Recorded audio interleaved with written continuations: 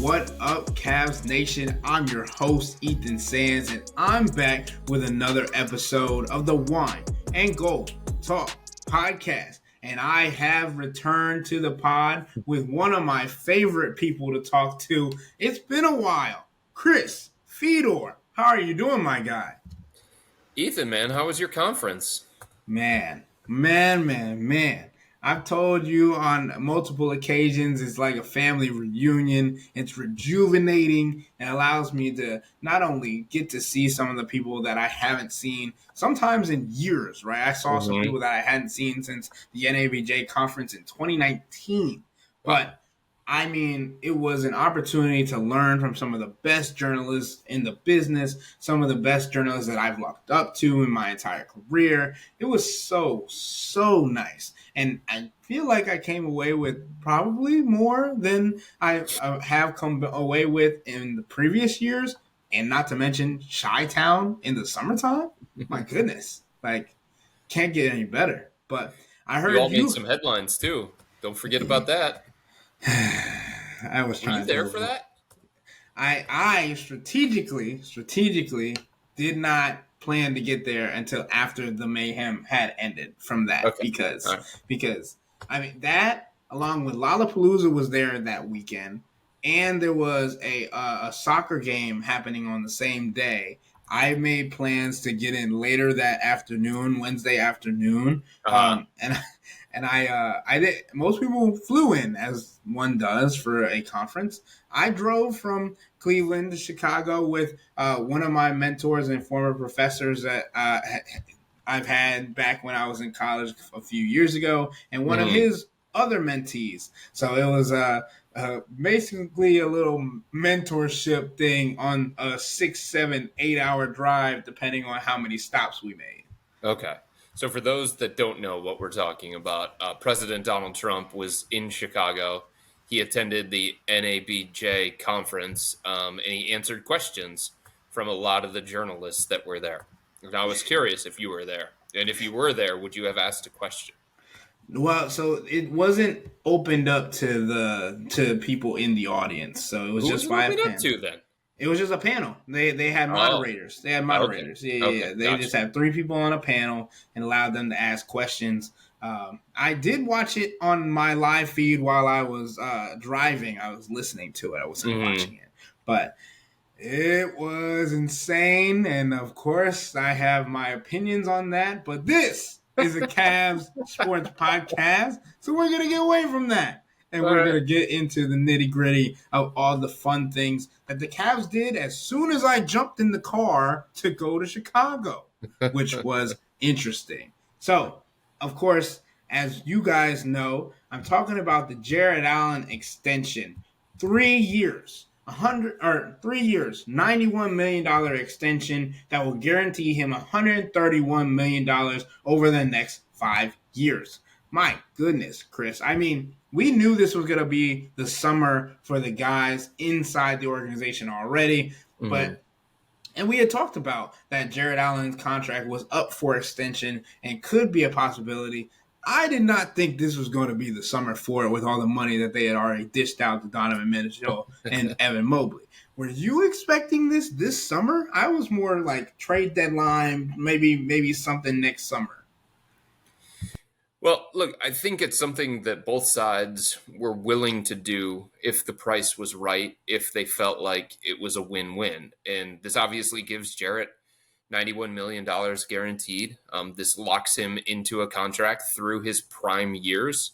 And for the Cavs, it's a relatively team-friendly deal because the extension doesn't kick in for another couple of years. And when the extension finally does kick in, the salary cap's probably going to go up. More TV money is probably going to come in. You have to say probably at this point in time. The estimates are that the salary cap is going to go up, and the estimates are that the TV money that's going to come in is going to push the salary up. So if you do the math, at the time that the extension actually kicks in, Jarrett's only going to be about 15 to 16% of the salary cap. For somebody like him, who is as important to the Cavs, and somebody like him who is a core member of this team, for the Cavs, that's a team-friendly deal. It may seem a little bit shocking to people to see $91 million, 3 years, all of it guaranteed. But at the time that the extension kicks in, it's going to feel like a really, really good contract for the kind of player that Jarrett is, provided he stays healthy, provided he continues on an upward trajectory, provided he doesn't just completely tail off as he gets closer and closer to 30. But it's something that the Cavs were interested in doing if they felt like it was one that was going to be beneficial to them. And I think what you're seeing now, Ethan, is with the new CBA and the new salary cap limitations that have been put in place with the first apron and the second apron, teams around the NBA feel like it is better if you have a core that you believe in, if you have a bunch of players that you believe in that you think are worthy of these kinds of contracts.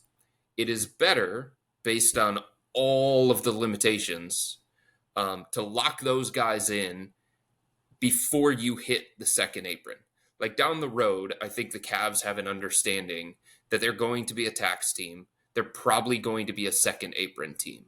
But you want to have your team essentially built, because the restrictions come with trying to put other pieces in place around what you already have. And if the Cavs feel like the core four is one that they want to continue to build around, lock those guys in, understand what their salaries are going to be, and then just deal with the penalties. That's basically what Boston is doing too.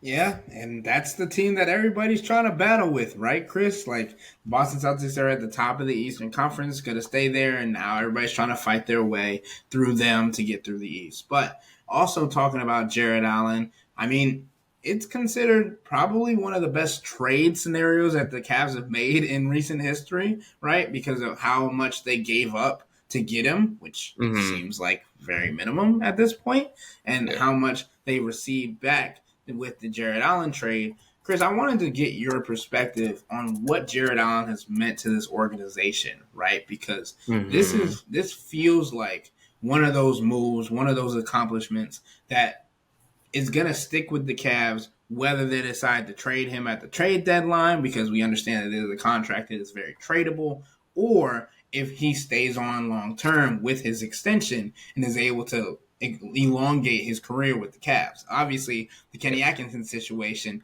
kind of fits in with that as well. It's like, how does he mesh with Jarrett Allen? How does Evan Mobley do his thing? And those kinds of things as well. Yeah, so I've talked about this a few different times, Ethan. Nobody's going to say that Jarrett Allen is the best player inside this organization, right? Nobody is going to say that Jarrett is the most talented player. Nobody's going to say that Jarrett is the most accomplished player at this point. He's a one-time All-Star. He is a walking double-double, and he has a role. He plays that role extremely well. But what people tend to say in this organization is that Jarrett's the most indispensable player that they have, that they just cannot function at the same high level offensively and defensively without Jarrett. And the numbers bear that out. They are a different team at both ends of the floor when he is not healthy, when he's in foul trouble, when he's off the court. And their record with and without Jarrett over the last 2 years, over the last 3 years, is striking. They're just completely different. They go from an elite level championship contending basketball team to a lottery type team. That's what it's been like without Jarrett. And there are people inside this organization, Ethan, that feel like, and I've written this a number of different times, they feel like the rebuild finally changed the minute that they traded for Jarrett. They felt like that gave them an identity, that gave them a centerpiece, that gave them another building block, that gave them a defensive presence, that gave them the right piece to put around Darius Garland. It was Darius at the time, obviously, a pick and roll partner for Darius Garland. So the Cavs, they went through all these different iterations when it comes to the roster during their rebuild.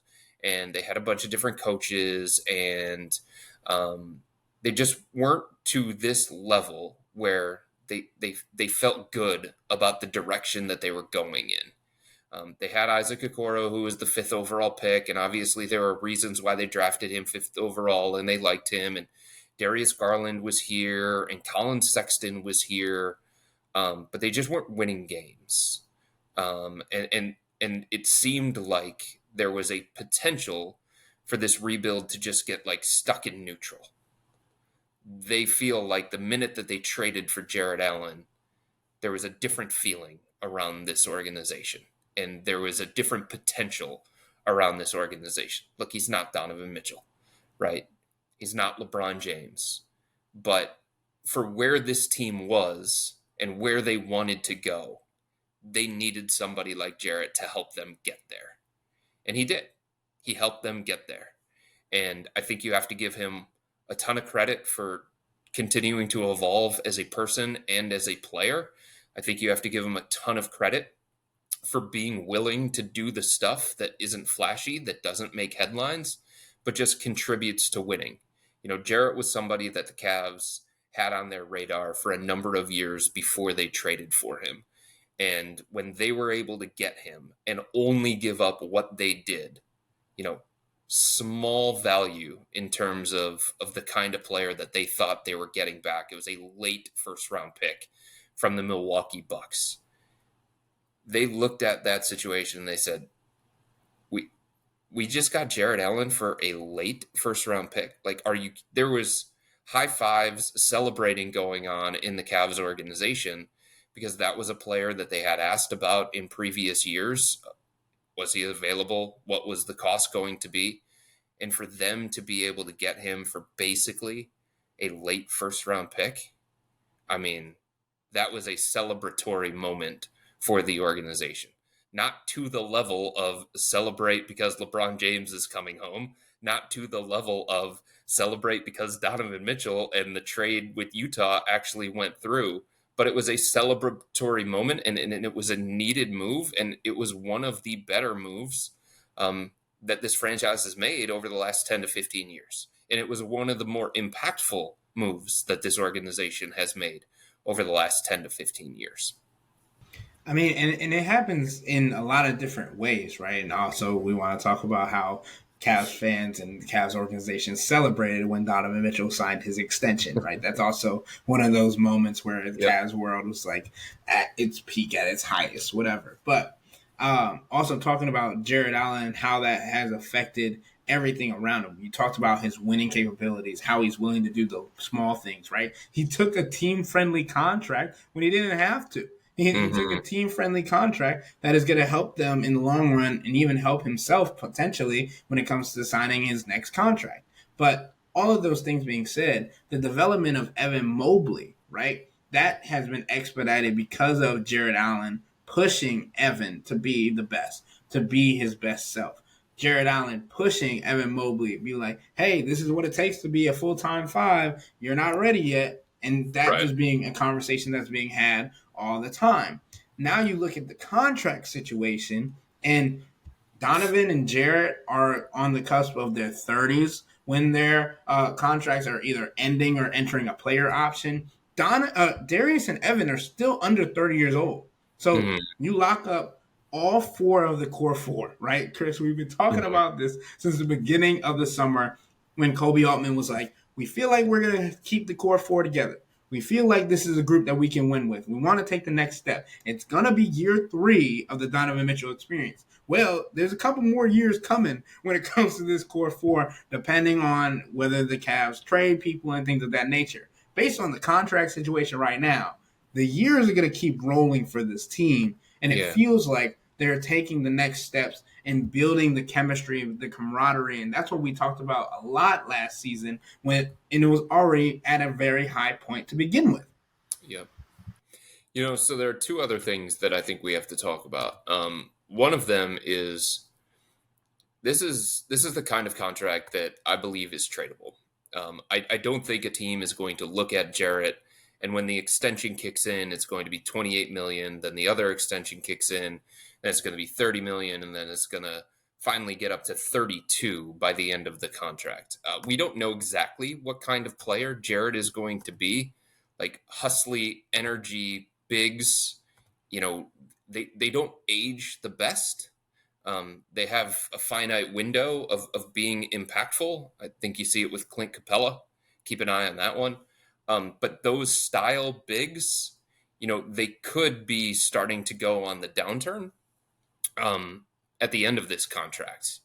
But like as it's going, I don't think another team around the NBA is going to say 28 million per year for Jarrett at a time that the salary is going to increase, at a time that TV money is going to come in.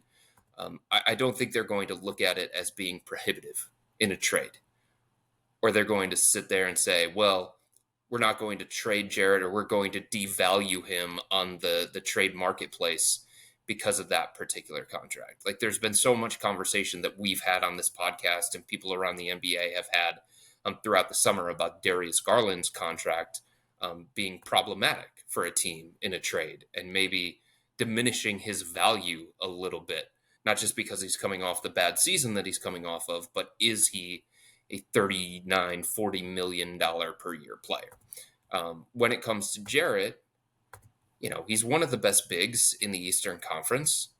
And I just don't think any team out there that may want to trade Jarrett is all of a sudden going to look at him and say, no, now he's a stay away guy because of this particular contract. I think the life of this contract and the fact that he is locked in through the prime of his career actually increases his value around the NBA, because any team that trades for him knows that they're going to have him through 28-29, and they don't have to worry about the center spot.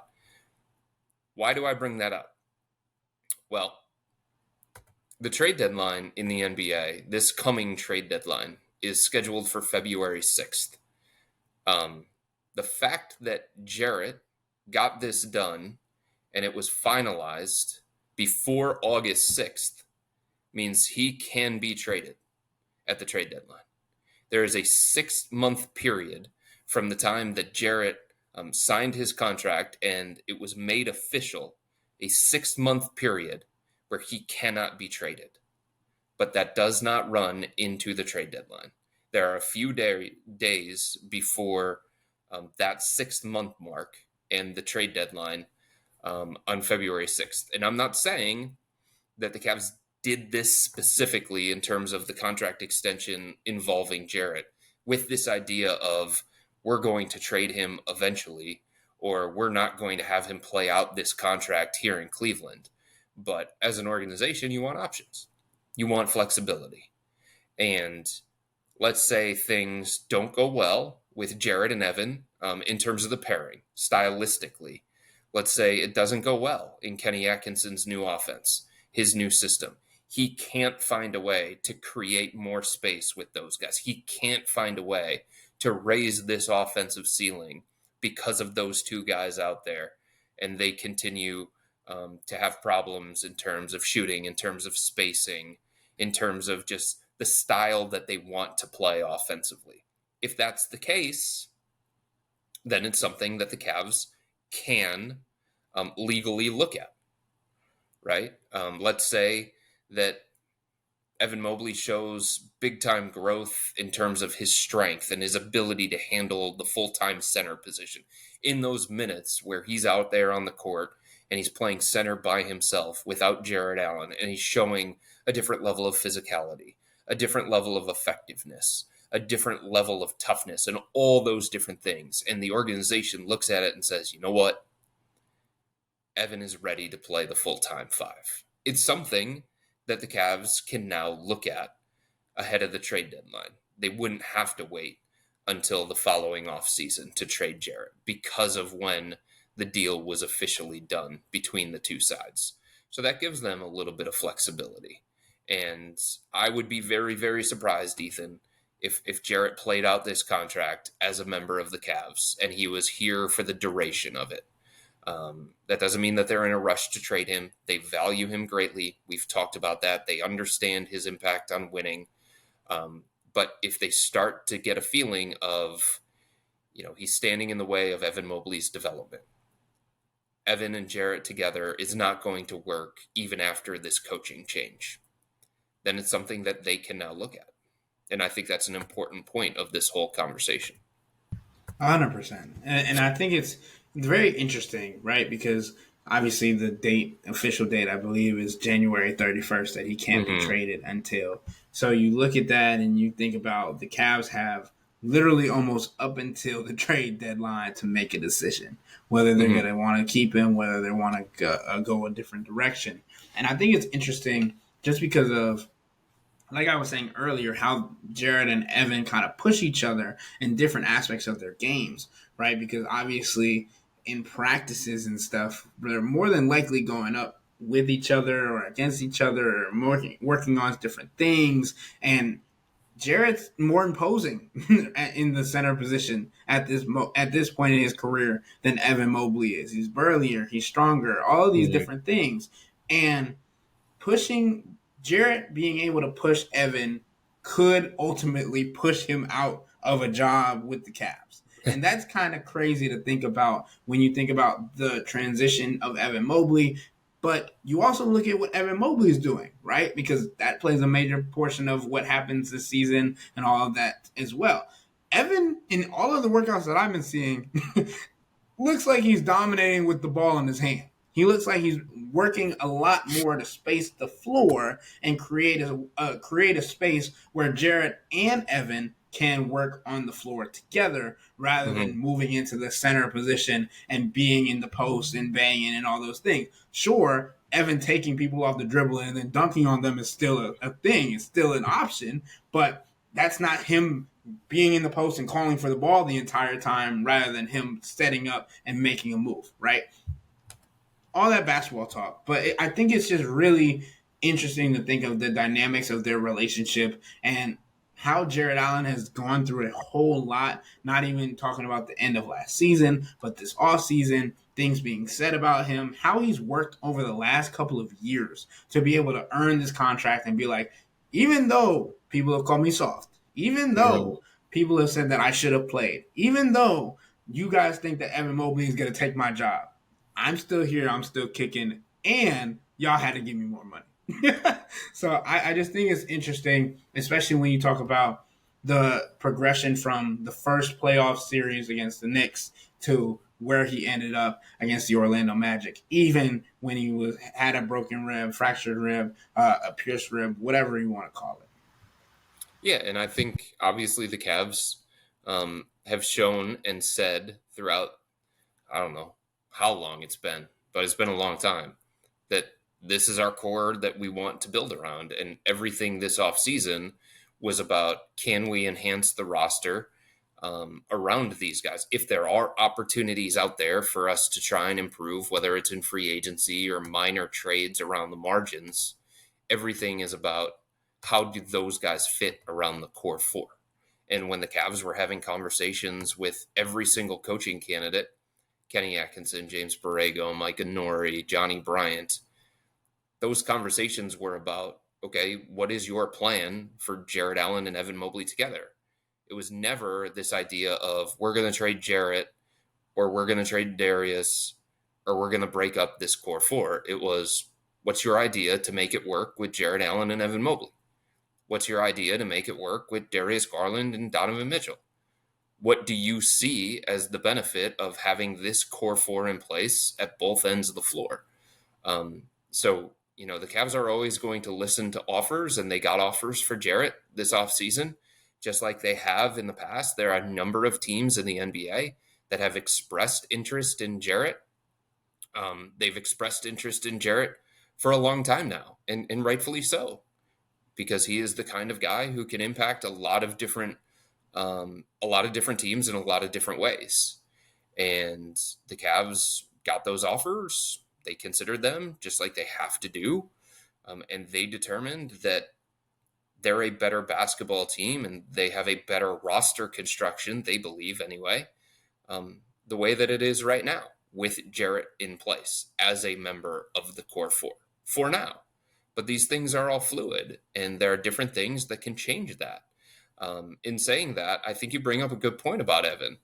There's so many people inside this organization that when you talk to them privately, they push back on this idea, and they've done this publicly too. They've pushed back on this idea that Jarrett and Evan can't work together, that stylistically it is a detriment to this team to have them both on the floor. Because one, their argument is, look at how good we are defensively with both those guys together. If you take one of them away out of the equation, we're no longer as unique. We're no longer as formidable on the defensive end of the floor. What makes us unique is that we have two elite rim protecting bigs. Not many teams can say that. A lot of teams have one. We have two. We can cover the entire basketball game with elite rim protection. So they're saying, look at what we gain on defense. Look at how good it makes us on defense to have both of those guys together. Yeah, we're giving up a little bit offensively. Yeah, we're giving up a little bit of spacing and some shooting. But look how good we are defensively. So that's one of the things that they've been talking about, that it's just not detrimental yet. The other thing is they say, hey, look, if Evan evolves, if he becomes a slightly different variation of Evan Mobley, if he can get more comfortable on the perimeter, if he can get more comfortable at the elbows, if he can get more comfortable as a playmaker, if he can get more comfortable as a three-point shooter, stylistically, in theory, that's the type of player that you want next to Jarrett Allen, right? So what if Evan becomes the player that so many Cavs fans say that the Cavs need next to Jarrett, that so many people around the NBA say that the Cavs need next to Jarrett? Like, that is a variable that you can't definitively predict, but it is a variable that becomes a possibility because of what we've seen from Evan in the past, the flashes anyway, that we've seen from Evan in the past. So if Evan all of a sudden becomes the power forward next to Jarrett that the Cavs need,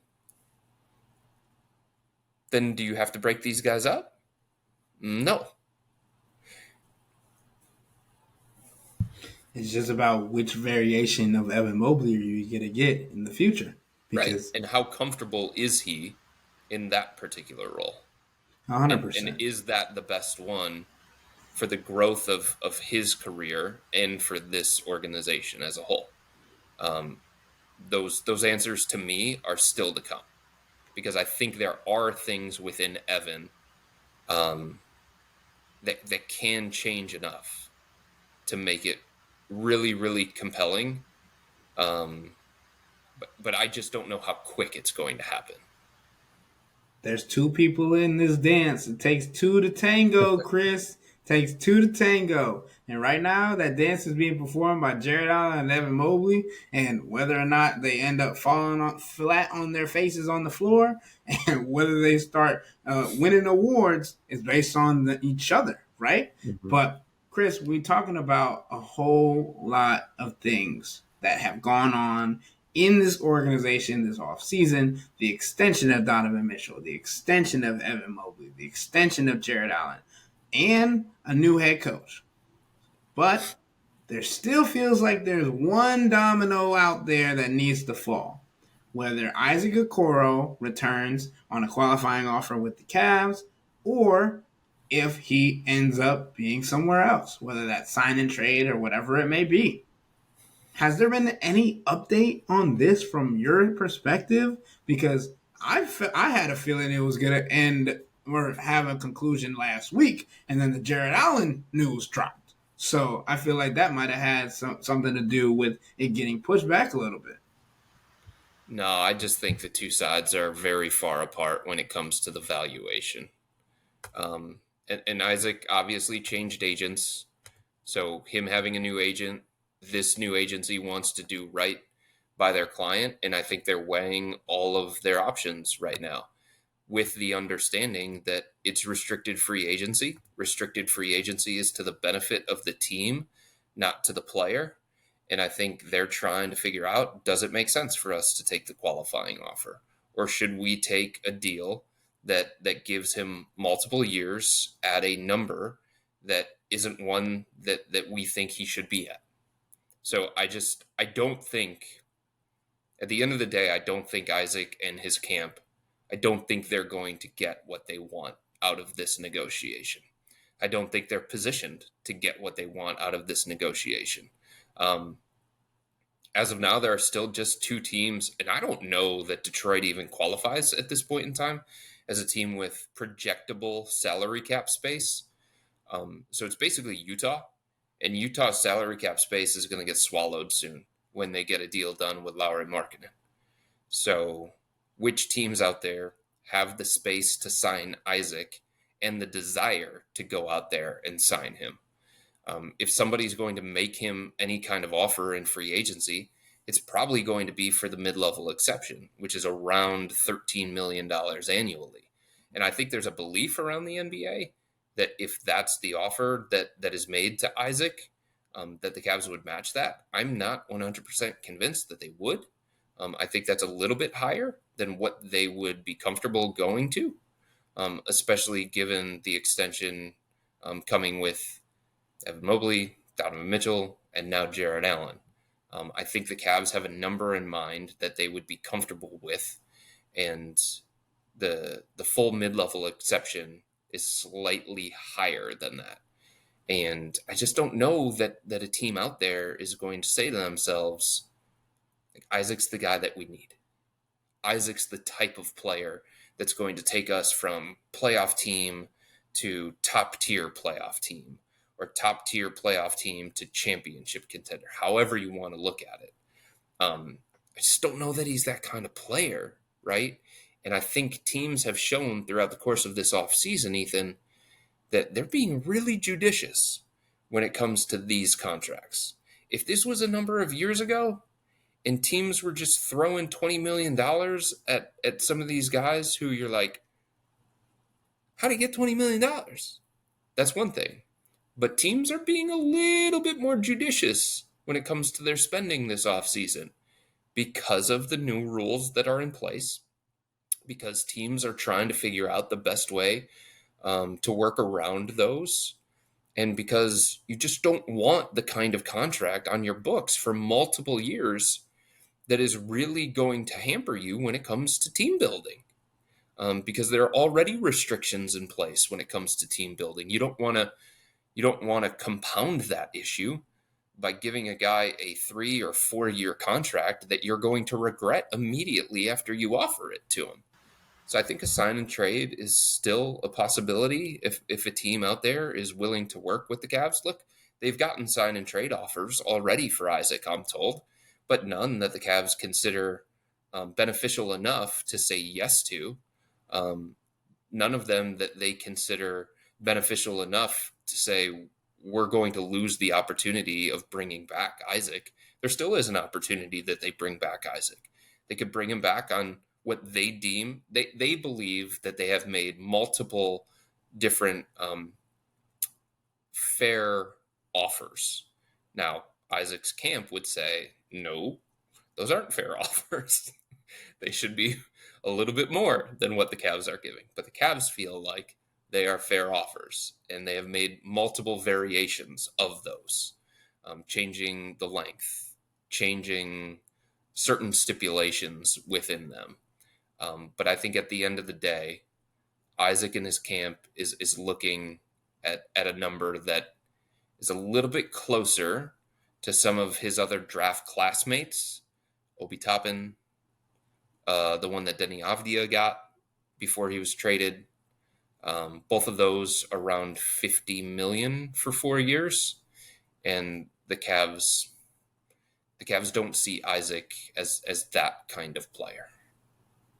And I'm glad you brought up his draft class, right? Because we talk about his comparison to star level players, his comparison of what his value is for this team. And obviously, like you said, there's a difference in what they view his value at between the organization and his management, his representation.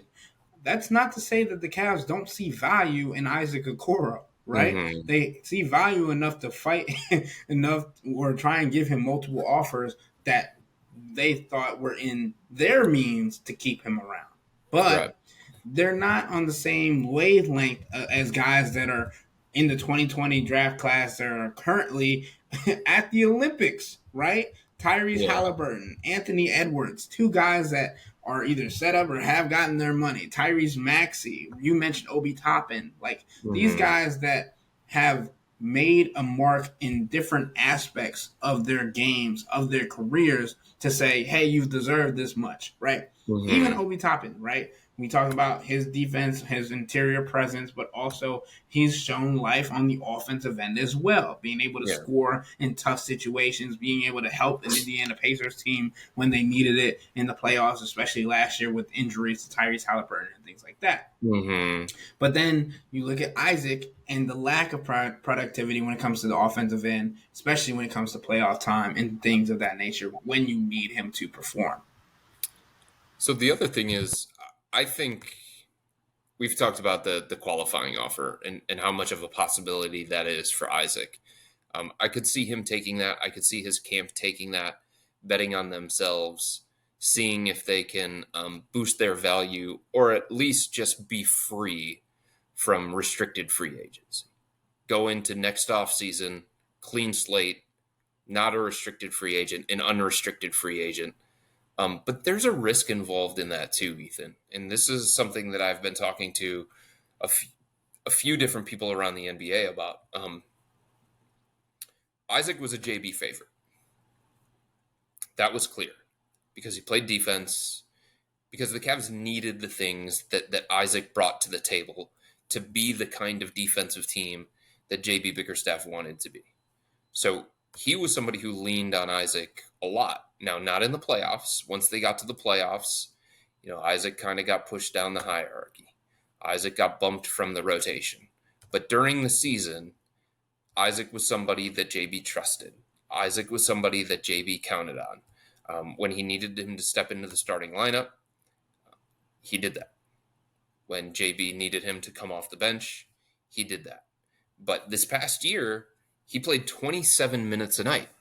Now, look, part of that was the Cavs were dealing with a whole bunch of injuries to different guys at different spots that Isaac could potentially occupy. But for the most part, Isaac was somebody that JB trusted, JB believed in, and he gave him consistent playing time. What if Kenny Atkinson doesn't view Isaac Okoro the same way? What if Kenny Atkinson says, Sam Merrill is a better option for the offense that I want to run? Up-tempo, push the pace, spaced out, three-point heavy. What if he looks at Sam Merrill the way that JB Bickerstaff, because of the spacing, because of the gravity, because of the three-point shooting, and because of the style that he wants to play? What if Kenny Atkinson, a new coach with this new system, looks at Sam Merrill in a way that JB Bickerstaff looked at Isaac Okoro? That's a possibility, right? So anytime you have a new coach that comes in with a new system in place, there is a big risk because Isaac could go from 27 minutes a night, Ethan, to like 20. Right? He could go from seventh guy in the rotation to ninth or 10th. We don't know how Kenny Atkinson sees these players. We don't know necessarily the things that Kenny is going to value. We don't know if Isaac is a fit in Kenny's system. We know Isaac was a fit in JB's system, especially one that was geared more toward defense. So that's something that I think Isaac has to consider and his people have to consider, is just what is his role? How many minutes is he going to get? What kinds of opportunities is he going to get? And could it lead to him boosting his value enough? Or would it be better to lock himself into a multi-year deal at a lower annual number, but he does that before his role could change, his opportunities could change, and all those different things?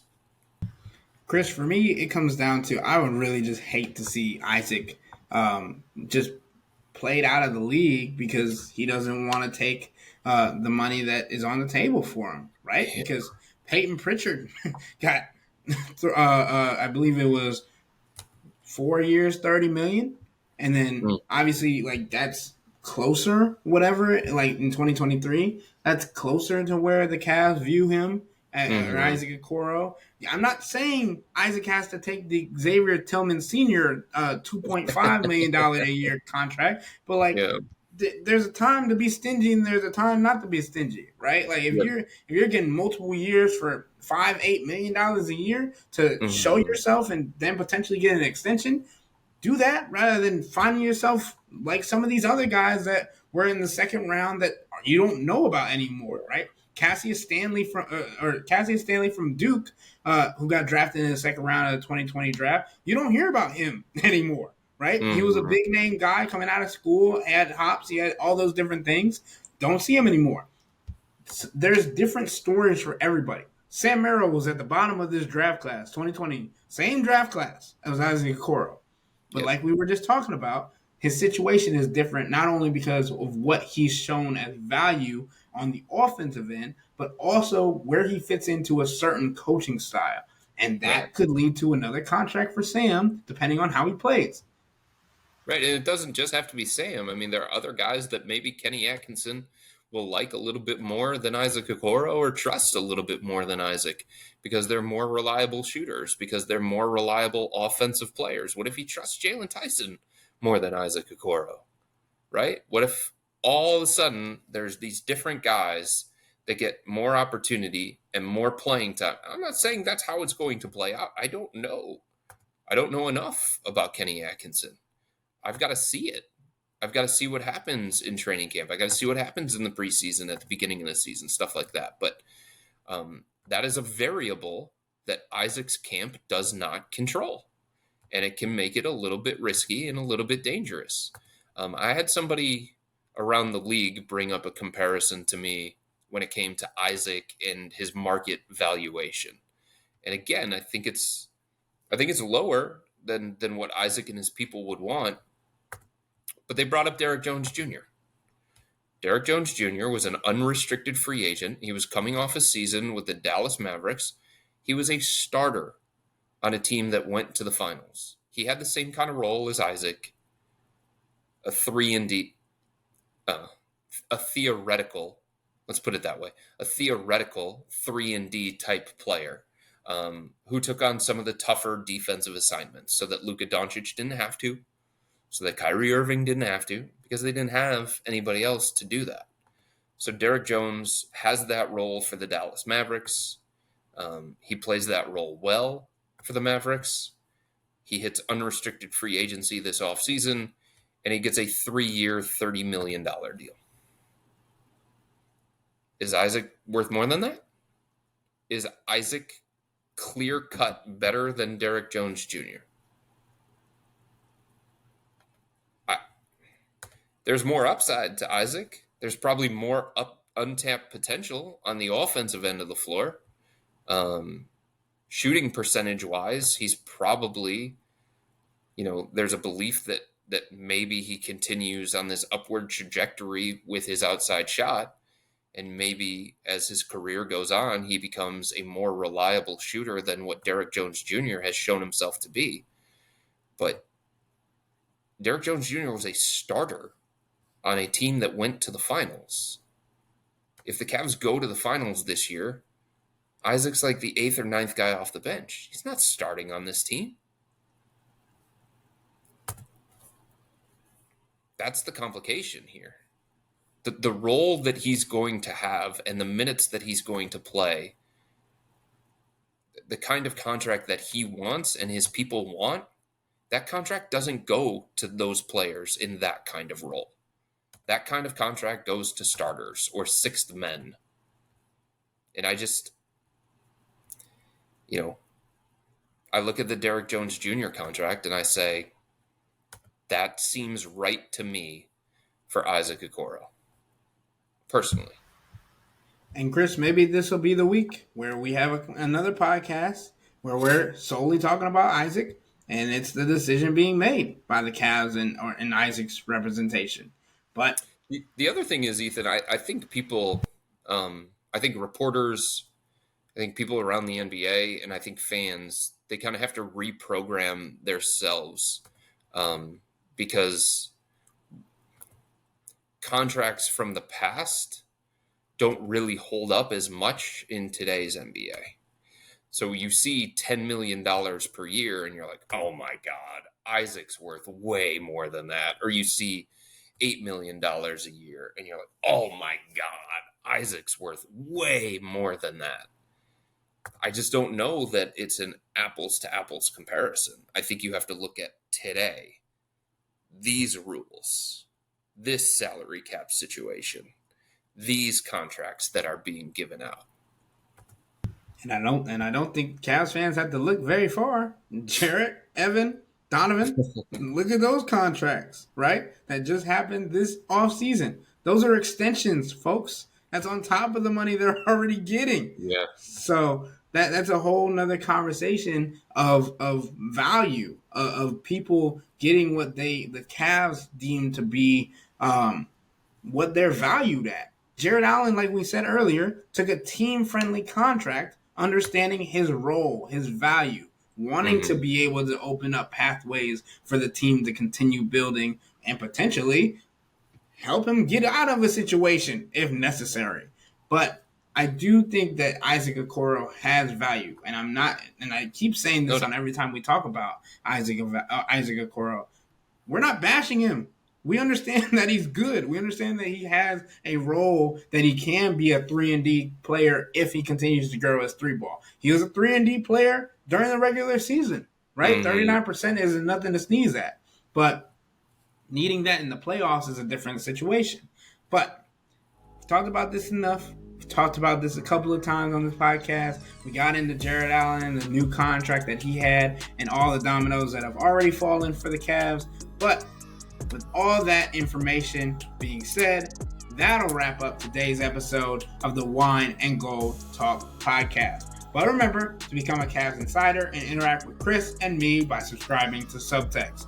This is where, if anything happens this week, if anything happens during the weekend, we will let you know first. So, to get this information, sign up for a 14-day free trial or visit cleveland.com/Cavs and click on the blue bar at the top of the page. If you don't like it, that's fine. All you have to do is text the word STOP. It's easy, but we can tell you that the people who sign up stick around because this is the best way to get insider coverage on the Cavs from me and Chris.